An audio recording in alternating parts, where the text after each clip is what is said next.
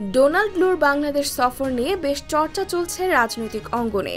৭ জানুয়ারির নির্বাচনের পর মার্কিন পররাষ্ট্র দপ্তরের উচ্চ পর্যায়ের কোনো কর্মকর্তার প্রথম সফর এটি। তবে এবারের সফরে বিএনপি সহ রাজনৈতিক দলগুলোর সঙ্গে কোনো বৈঠক করবে না বলে জানা গেছে। কী কারণে এমন সিদ্ধান্ত, বিষয়টি জানতে চাওয়া হয়েছে মার্কিন পররাষ্ট্র দপ্তরের প্রেস ব্রিফিংয়ে। সোমবার মার্কিন পররাষ্ট্র দফতরের প্রেস সচিব বেদান্ত প্যাটেল বিষয়টি পরিষ্কার করেন সাংবাদিকদের সামনে। প্যাটেলের কাছে প্রশ্ন করা হয়, ১৭ মাসের মধ্যে বাংলাদেশে তৃতীয়বারের মতো সফর করছেন সহকারী সচিব। তার আগের দুটি সফরে তিনি বিভিন্ন রাজনৈতিক দলের সঙ্গে বৈঠক করেছিলেন, কিন্তু এবার সফরে বিএনপি সহ রাজনৈতিক দলগুলোর সঙ্গে বৈঠক না করার কোনো সুনির্দিষ্ট কারণ আছে কিনা।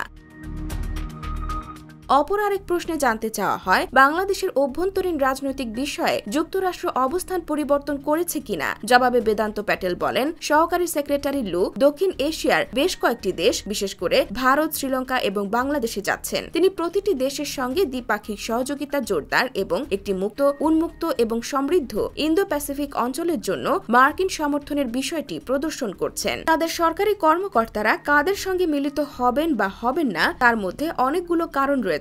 এর মধ্যে সফরের সময়সূচি সহ অন্যান্য অনেক বিষয় থাকে বলেও জানান তিনি।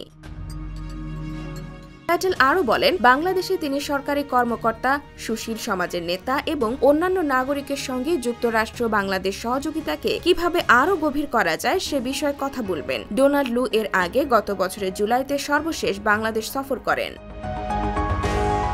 অবশ্য ডোনাল্ড লুর এই সফর নিয়ে কোনো আগ্রহ নেই এমন দাবি বিএনপির। দলটির নেতারা বলছেন, ডোনাল্ড লুর থেকে কুকি চেন নিয়ে তারা বেশি চিন্তিত। IBTV USA, new York.